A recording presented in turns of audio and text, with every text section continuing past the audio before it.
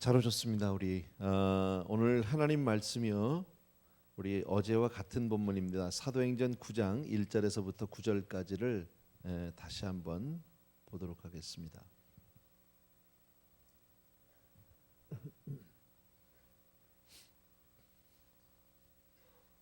사도행전 9장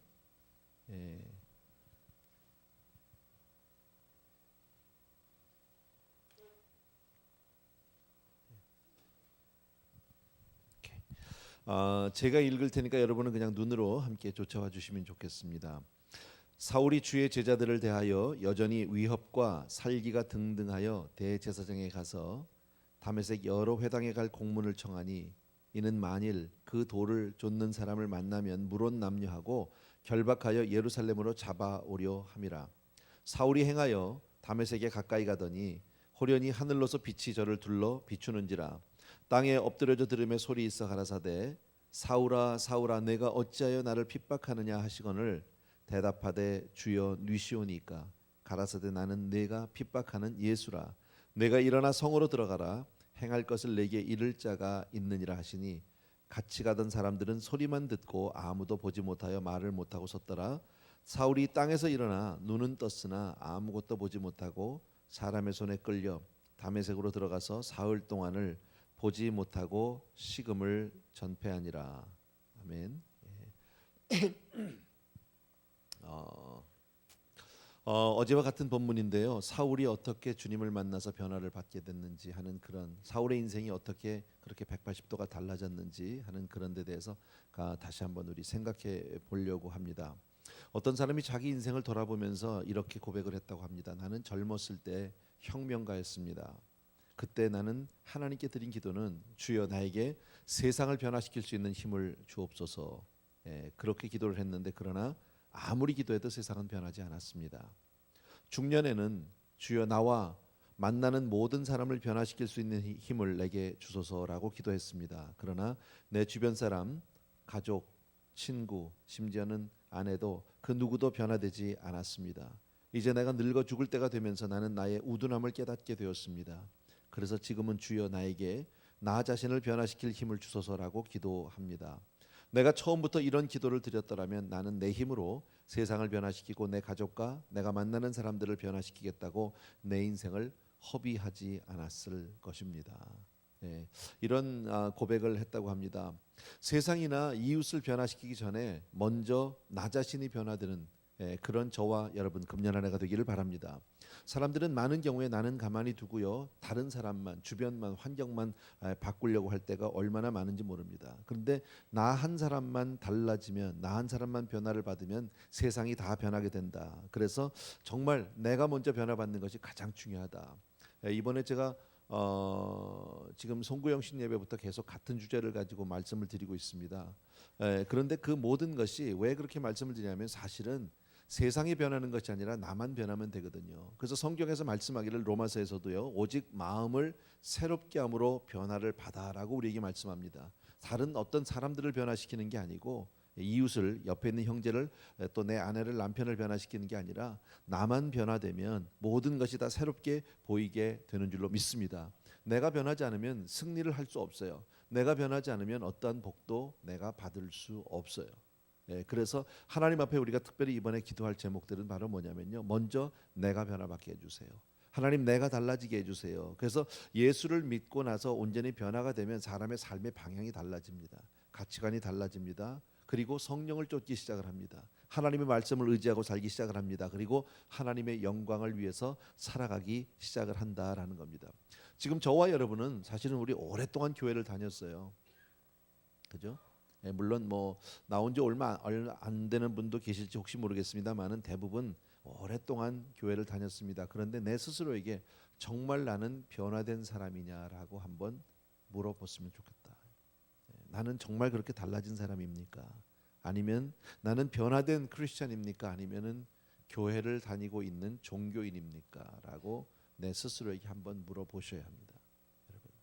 아무 변화 없이 그냥 아무 느낌도 없이 정말 이렇게 내가 살아가는 것이 이렇게 믿는 게 신앙생활인지 정말 이렇게 믿는 것이 정말 하나님을 기쁘시게 하는 것인지에 대해서 한번 우리 마음 깊이 한번 생각해 보아야 한다. 성경은 우리에게 끊임없이 변화에 대해서 말씀을 합니다. 아브라함의 이야기 여러분 아시죠?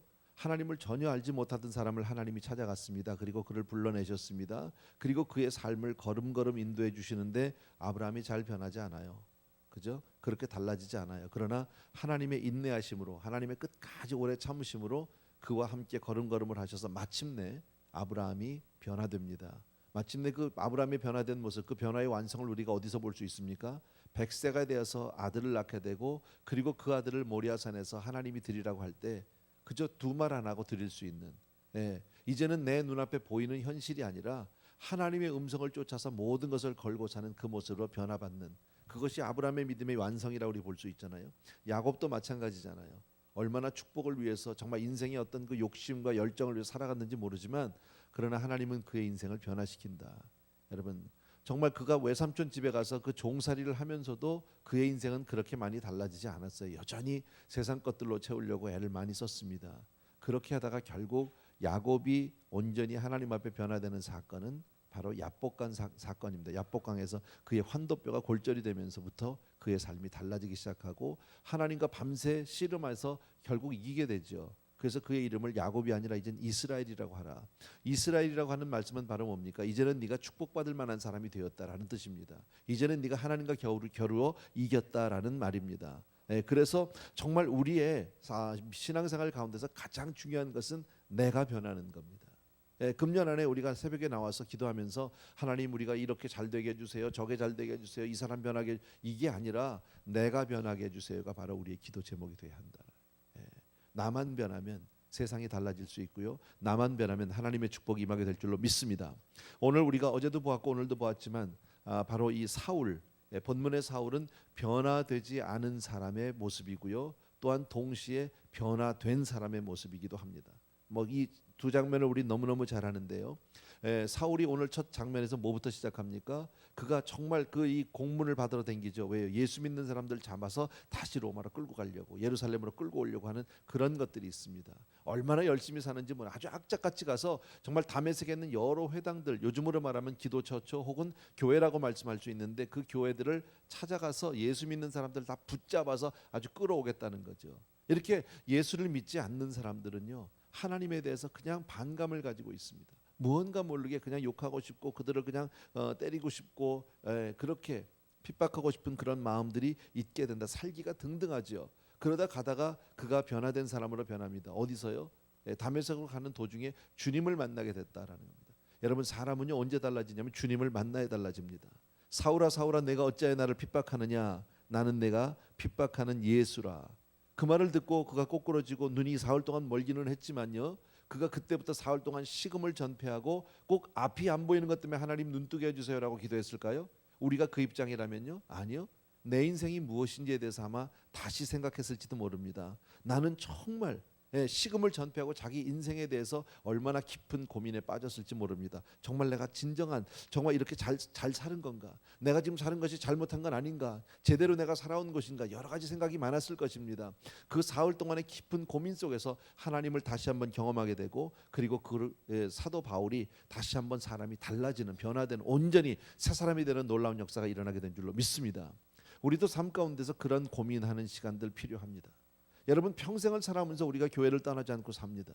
예배를 드리면서 삽니다. 그런데 나라는 사람의 가치관이 얼마나 달라졌습니까? 무엇을 위해서 살고 있습니까? 여러분, 정말 내가 주님을 정말 이렇게 교회를 나오면서 신앙생활 하는데 나는 정말 주님을 만났느냐라는, 나는 정말 그 주님을, 내가 살아계신 주님을 내가 만난 체험이 있는가, 경험이 있는가 분명히 물어보셔야 합니다. 그래서 우리 각자에도 내 인생에서 한 번쯤은 다메섹의 사건이 있어야 합니다. 근데 이것은 내가 간절히 찾지 않으면 만날 수 없습니다. 그냥 교회만 다닐 뿐입니다. 그러면서 점점 뭐만 쌓아가냐면 자기 의만 쌓아갑니다. 내가 그래도 교회도 나가, 내가 새벽 기도도 해, 내가 성경 공부도 해, 모든 것이 자기의 의만 쌓아놓고 있죠. 결국 자기 자신을 내려놓지 못한다라는 겁니다. 내가 정말 하나님 앞에 낮은 심령으로, 가난한 심령이 돼서 정말 주님의 은혜를 구할 때 성령께서 우리를 찾아와 주시는 줄로 믿습니다. 말씀으로 찾아와 주시는 줄로 믿습니다. 하나님의 말씀이 내게 와서 부딪혀 주셔야 합니다. 어제도 말씀드렸지만 히브리서에서 말씀하는 것 같이 하나님의 말씀은 살았고 운동력이 있다는 거죠. 그 말씀 앞에서 내가 깨어지고 부서지는 경험이 없으면 나라는 사람은 절대 달라지지 않습니다. 여러분, 정말 내 모습이 변화되기를 원하시면 한번 아멘. 아멘. 우리가 주님을 만나게 되면 제일 먼저 변하는 것이 인생의 가치관이 달라집니다. 예. 내 삶의 이유가 달라지기 시작한다. 사울의 가치관은 뭐였습니까? 율법이었습니다. 이 세상이었습니다. 세상 학문이었고 땅의 것이었습니다. 그것 때문에 그렇게 살아간 거예요. 세상의 권력인지도 모르겠습니다. 그런데 예수를 만나고 나니까 그 모든 것들이 다 아무 소용이 없는 거예요. 이전까지는 그게 최고인 줄로 알고 자기 시간을 들이고 자기 노력을 들이고 그냥 댕기면서 사람들을 핍박하려고 그렇게 애를 썼는데 그게 잘하는 거라고 생각했습니다. 근데 주님을 만나고 나니까요, 아무 의미가 없는 거예요. 이제 것까지 내가 그렇게 중요하게 여기던 것이 이제는 아무 가치 없는 것이 되어버리고요, 이제는 더 높고 더 원대한 새로운 가치관이 생긴 줄로 믿습니다. 여러분, 저와 여러분의 가치관은 뭡니까? 여러분의 가치관은 무엇입니까? 여러분 스스로에게 가슴에 손을 얹고 한번 물어보셔야 합니다. 무엇을 위해서 나는 살아가고 있는가? 내가 이 땅에서 좀 더 잘 살기 위해서, 돈을 벌고 정말 좀 더 높아지기 위해서, 좋은 집에서 살기 위해서, 좋은 차를 타기 위해서, 만약에 그런 것이 우리의 가치관이라면 잘못 살고 있는 거예요. 아무리 그렇게 살아도, 제가 그날 송구영 씨 때도 말씀을 드렸고 신년 예배도 말씀을 드렸는데요, 그거 다 해본 사람이 있다고 그랬잖아요. 하나님이 다 허락했다고 그랬잖아요. 그냥 너 한번 살아봐. 네가 살고 싶은 대로, 인생이 하고 싶은 대로 다 한번 해보라고 다 줬잖아요. 왕의 아들로 태어나서 왕으로 인생을 마친 사람입니다. 얼마나 복된 사람입니까? 세상에서 그 사람보다 더 좋은 조건에서 자란 사람은, 산 사람은 없을 터인데 그가 인생이 해볼 수 있는 모든 타락과 모든 그 유흥과 안 해본 것이 없습니다. 공부면 공부, 술이면 술, 여자면 여자, 노는 건 안 해본 것이 없습니다. 그런데 그가 인생 말년에 후회하면서, 제가 그랬잖아요, 전도서는요, 이 솔로몬의 간증이에요. 간증. 자기 인생을 놓고 너희들은 정말 이렇게 살지 말아라. 그래서 자기 자신을 소개할 때 왕이라고도 안 하고 다윗의 아들이라고도 얘기하지 않고 전도자로 소개를 하잖아요. 내 인생에서 이렇게 살아봤는데 정말 헛되더라. 이건 아니더라. 여러분, 이것이 간접적으로 우리에게 하나님이 보여주시는 거거든요. 우리가 다 그렇게 살면 안 되니까. 그런데 정말 내 인생관은 무엇이냐, 내 가치관은 무엇이냐라는 겁니다. 여러분, 성경은 우리에게 분명히 말씀합니다. 그런즉 누구든지 그리스도 예수 안에 있으면 새로운 피조물이라고 말씀합니다. 이전 것은 지나갔으니 보라 새 것이 되었다라고 얘기하는데, 정말 나는 새 사람으로 살고 있느냐?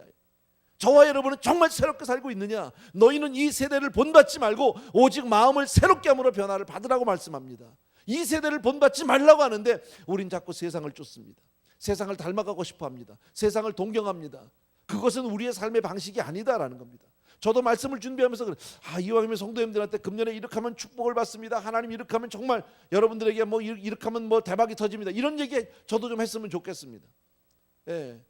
사실 현실감이 없는 얘기일 수도 있어요. 세상을 살아가는데 금년 한 해 동안에. 그러나 하나님이 정말 우리에게, 성경을 가만히 놓고 생각해 보세요. 여러분, 성경 전체를 놓고 가만히 보세요. 다 변화된 삶을 얘기하고 있어요. 전부 다 달라진 사람 얘기하고 있잖아요. 사도 바울, 오늘 이 본문만 보더라도요, 여러분, 무엇을 위해서 살아가서 인생의 방향이 180도 달라지는 사건 아니란 말이죠. 여러분, 우리에게 있어서도 물론 우리도 다 그런 때가 있었고요, 그죠?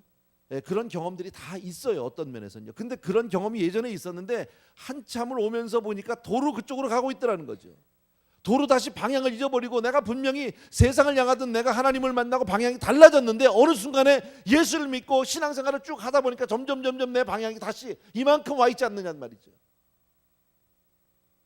그래서 양다리를 걸치고 있는 내 모습을 볼 수 있지 않느냐. 여러분, 이것은 우리가 하나님 앞에서 잘하는 게 아니에요. 정말 우리의 삶을 내려놓을 수 있어야 한다. 여러분, 예전에 영국에서 한 변호사가 있었답니다. 정말 남보다 열심히 공부해서 정말 인정받는 변호사가 됐대요. 그런데 그 변호사라는 일이 얼마나 힘들어요, 여러분. 정말 힘든 일이거든. 근데 그 일을 하다 보니까 스트레스가 너무너무 많은 거예요. 그래가지고 결국은 쓰러져서 병원에 입원했습니다. 근데 병원에 입원해서도 쉬지를 못하고, 이 사람이요, 자기만 쓰러졌으니까, 정말 변호사 일하다가 자기가 이렇게 입원하고 이러다 보니까 자기만 인생의 낙오자가 된 것 같은 거예요. 점점 우울증에 빠집니다. 그러다가 결국 자살을 시도하게 됩니다. 그리고 정신과 치료를 받게 되고 우울증에 빠지게 되고 뭐 이렇게 되는데, 그 절망적인 삶에 그렇게 처할 때 누군가가 그를 찾아왔습니다. 그리고 그에게 복음을 전하기 시작합니다. 그리고 예수 그리스도를 소개합니다. 그가 주님을 영접했습니다. 새로운 인생의 삶의 의미를, 삶의 빛이 비치기 시작했습니다. 하나님의 사랑을 깨닫기 시작했습니다. 얼마나 감사한지 몰라요. 그렇게 살면서 정말 자기 자신을 전폭적으로 하나님 앞에 맡기기 시작합니다. 그렇게 갈등이 많았던 자기 인생에서 정말 하나님을 만나고 나서 신앙 고백을 하면서 정말 그때부터 다시 자기 마음에 느껴지는 것들을 하나씩 하나씩 글로 적어내기 시작을 합니다.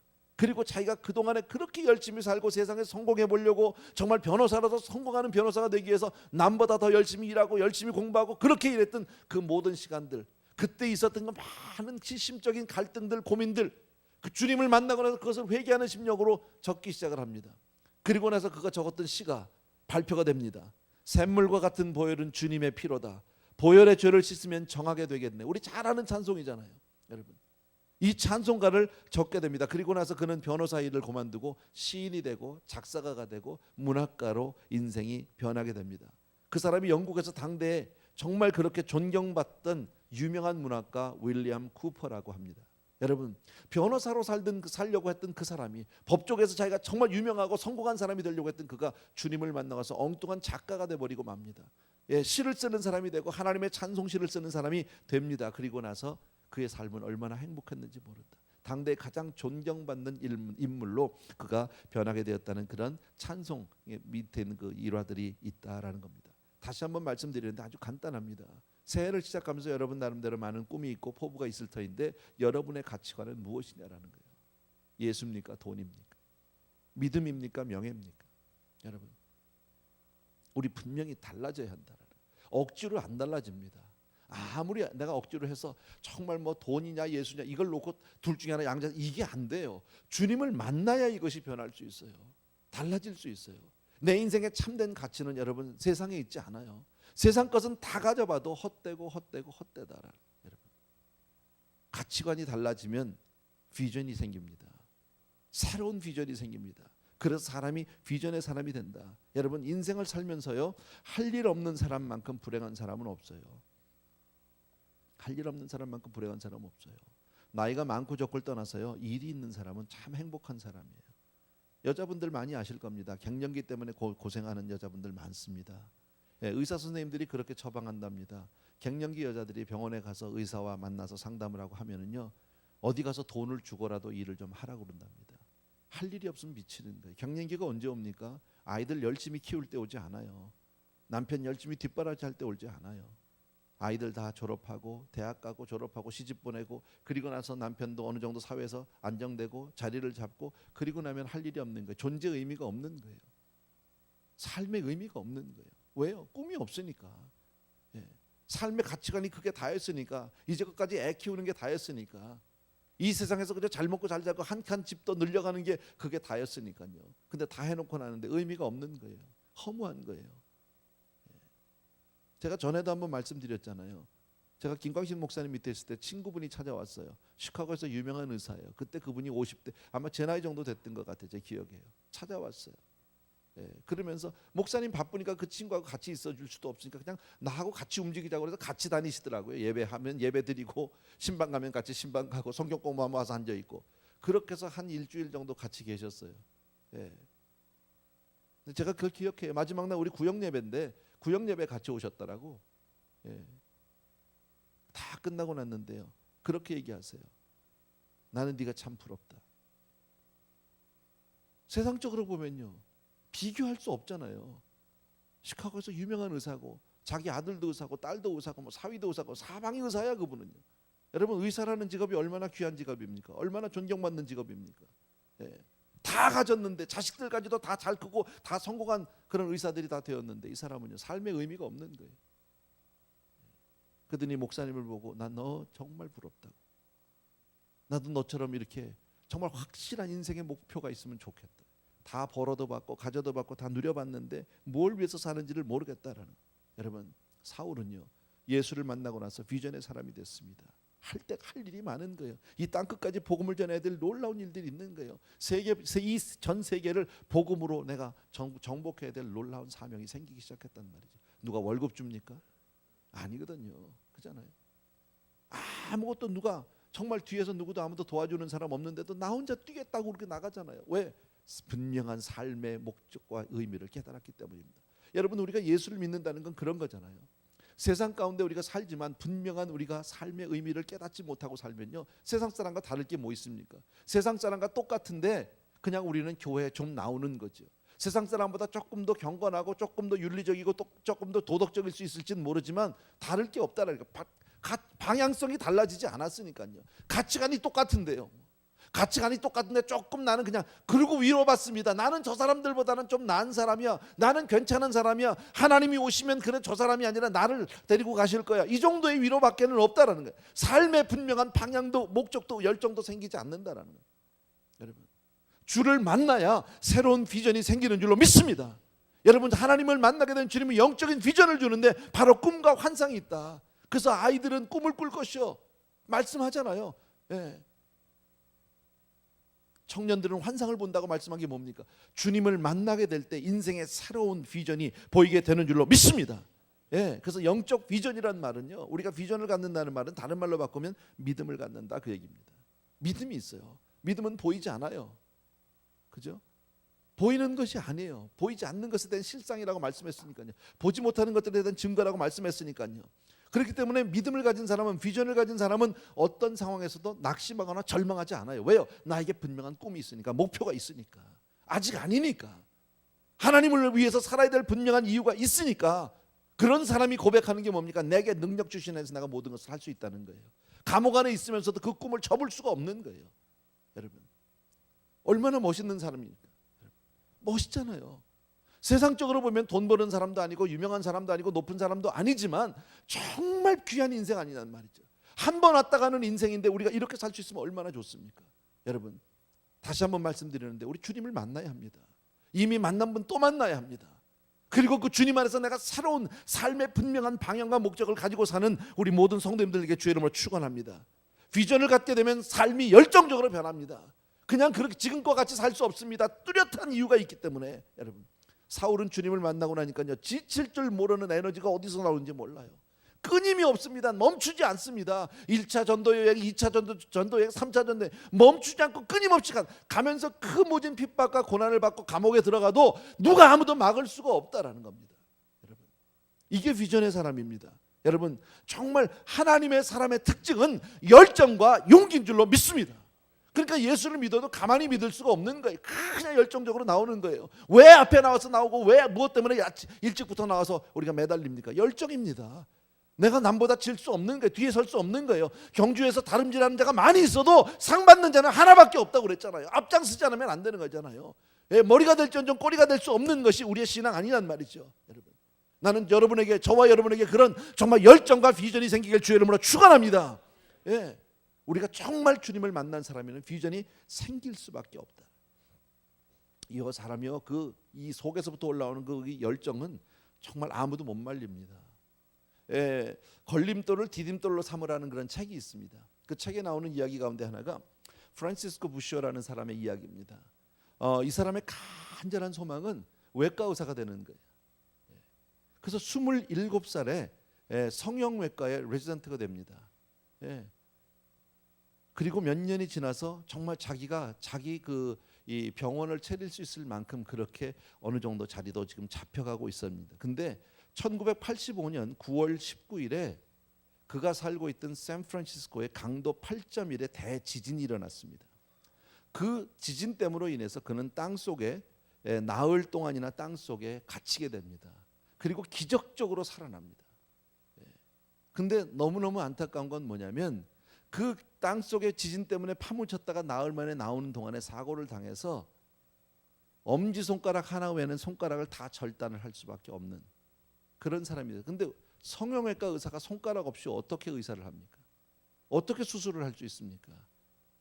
보통 사람 같으면 그냥 거기서 무너져야 하는 거야. 나는 이제 끝났다, 내 인생은. 나는 정말 의사가 되기 위해서 내 인생 모든 걸 걸고 여기까지 이렇게 왔는데 대지진 하나 때문에 내 인생은 여기서 끝났구나. 이제 그리고서는 술이나 퍼마시고 낙심하고 저주하고 원망하고 이러고 끝나는 게 보통 사람인데 이 사람은요, 그 열정이 있어요. 내가 여기서 멈출 수 없다는 거예요. 그래서 자기 발가락 2개를 잘라서 손에다가 붙이는 수술을 하게 됩니다. 그래가지고 발가락 2개, 엄지손가락 하나, 이 3손가락을 가지고 피라는 노력을 합니다. 연습을 거쳐서 다시 성형외과 의사로 쓰게 됩니다. 이런 이야기가 그 책에 나오게 된다. 여러분, 뭘 얘기합니까? 꿈이 있고 열정 있는 사람은 막을 수가 없다라는 거예요. 여러분, 그런데 그런 열정이 우리 안에서 인간적으로 우리가 만들어내는 것이 아니라 하나님이 주신 열정이면 누가 막을 수가 있겠냐는 말이죠. 내가 분명히 본 것이 있어요. 세상 사람 다 아니라고 해도 내가 만난 주님이 있어요. 내가 들은 음성이 있어요. 어떻게 내가 가만히 있을 수 있습니까? 삶에 분명한 이유가 있고요. 내가 무엇을 위해서 달려가야 되는지 알잖아요. 인생은 어차피 한 번 왔다 가는 거 아닙니까? 영원히 사는 사람이 있습니까? 여러분, 이 땅에서 아무리 잘 살고 뭐 정말 고대광실에 살아도 영원히 사는 사람이 있나요? 그렇게요? 늙지 않는 사람이 있나요? 한 번은 갈 수밖에 없지 않냔 말이죠. 여러분, 인생이 정말 이거밖에 아니라면, 육신밖에 없다면, 이러고 살고 우리 같이 이러고 살면 다 미친 사람이야. 나도 이렇게 하고 안 해요. 그러면요, 여러분 알잖아요. 뭐 때문에 우리 이렇게 삽니까? 영원한 그 나라가 있기 때문이에요. 우리가 갈 천국이 있기 때문이에요. 아버지 집이 있기 때문에, 거기가 바로 내 영원한 고향이기 때문에요. 믿습니까 여러분? 여러분, 하나님이 우리가 이 땅에 우리를 보내신 것은 바로 미션 때문에 보내신 줄로 믿습니다. 사명이 있다라는 겁니다. 근데 그 사명은 주님을 만나기 전에 절대 깨달아지지 않습니다. 그걸 모르니까 그냥 이게 단 줄 알고 여기서만 전전긍긍하고 살고 있지 않냔 말이지. 여러분, 이렇게 사는 인생은요, 또 후회스러운 거예요. 또 후회스러운 거예요. 시간이 가면 갈수록 정말 낙심밖에 없는 거예요. 나는 저와 여러분에게 다시 한번 간절히 말씀드리고 싶습니다. 여러분, 사도행전 오늘 9장에 있는 말씀을 다시 한번 여러분 기억해 주십시오. 사도 사울이라는 사람이 어떻게 변화가 됐는지, 어떻게 해서 새로운 사람이 됐는지, 여러분, 그건 남의 얘기 아니라 우리도 주님만 만나면 변할 수 있는 줄로 믿습니다. 여러분, 다시 말씀드립니다. 아브라함이 언제 변합니까? 하나님을 경험하고 변합니다. 야곱이 언제 변합니까? 하나님을 만나고 변합니다. 하나님과 밤새도록 씨름하고 갈비뼈, 환도뼈가 부러져서라도 그리고 나서야 그가 변하지 않느냐는 말이죠. 그렇다면 우리도 그런 노력은 해봐야 되지 않냐. 하나님 앞에 열정으로 매달리는 사람이 돼야 하지 않겠냐. 여러분, 정말 신앙생활은요, 종교생활이 아닙니다. 돌을 닦는 것이 아닙니다. 저와 여러분이 조금 더 나은 사람이 되고 좀 더 무슨 better person이, 그런 거 아닙니다. 여러분, 완전히 새 사람이 되는 거예요. 이전까지 내가 아닌 거예요. 주님 때문에 나는 완전히 새로운 사람이 되는 거예요. 나는 금년 한 해 정말 이번 새벽 기도를 통해서 우리 사랑하는 성도님들이 그렇게 변화받게 되길 주의 이름으로 축원합니다. 아멘. 성령 안에서 여러분의 삶의 인생이 송두리째 변화받게 되길 주의 이름으로 축원합니다. 그래서 정말 비전의 사람, 꿈의 사람, 열정의 사람이 되기를 주의 이름으로 축복합니다. 아멘. 우리 찬송 하나 같이 드리고 싶은데요, 아까 우리 그 윌리엄 쿠퍼가 지었다는 그 찬송가 샘물과 같은 보혈, 우리 같이 한번 드리고 싶습니다.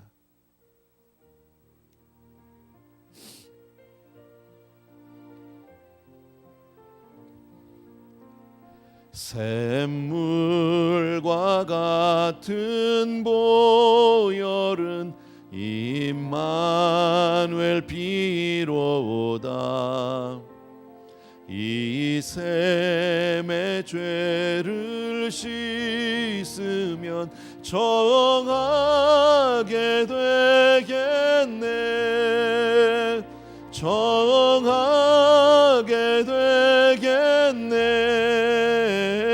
정하게 되겠네. 이 샘의 죄를 씻으면 정하게 되겠네.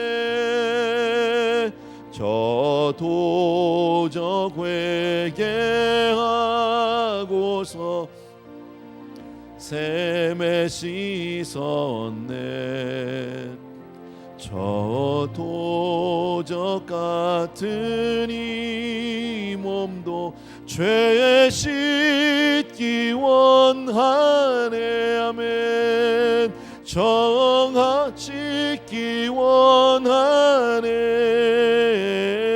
죄 씻기 원하네. 저 도적 같은 이 몸도 죄 씻기 원하네.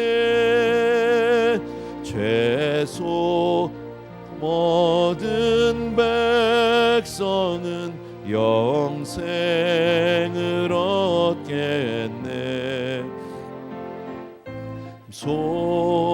솟듯하는 비권세 한없이 있도다. 한없이 있도다. 한없이 있도다. 샘솟듯하는 비권세 한없이 있도다. 날 정케 하신 피보니 그 사랑 한없네. 아멘. 살 동안 받는 사랑을 늘 찬송하겠네. 아멘. 늘 찬송하겠네. 늘 찬송하겠네. 살 동안 받는 사랑을 늘 찬송하겠네. 이후에 천국 올라가 이후에 천국 올라가 더 좋은 노래로 아멘. 날 구속하신 은혜를 늘 찬송하겠네. 늘 찬송하겠네. 늘 찬송하겠네. 아멘. 날 구속하신 은혜를 늘 찬송하겠네. 아멘. 아멘. 아멘. 우리 같이 한번 기도하기를 원합니다. 내 인생에서 가장 귀한 것은요, 주님을 만나는 겁니다. 주의 음성을 듣는 것입니다. 금년 안에도 우리 각자에게는 여러 목표들이 있을 것입니다. 계획함이 있을 것입니다. 그러나 그 모든 것을 뒤로 하고 이 아침엔 여러분에게 한 가지 기도 제목만 부탁드리고 싶습니다. 주님, 나를 좀 만나주세요. 주님, 나를 좀 나에게 말씀해 주세요. 내가 주님을 경험하게 해주세요. 그리고 정말 내가 이제 분명한 삶의 이유를, 내가 분명한 인생의 목적을 가지고 살 수 있도록 도와주옵소서. 하나님이 붙들어 주시면 정말 모두가 다 하나님의 놀라운 일꾼이, 놀라운 사명자가 될 줄로 믿습니다. 사랑하는 아버지 하나님, 나에게 영원한 꿈을 주시기 원하고 비전을 주시기 원하고 그 비전을 향해서 내 인생을 불태우는 열정의 사람이 되게 하여 주시옵소서. 우리 이런 마음으로 우리 주여 삼창하고 간절히 기도하겠습니다. 시작. 주여!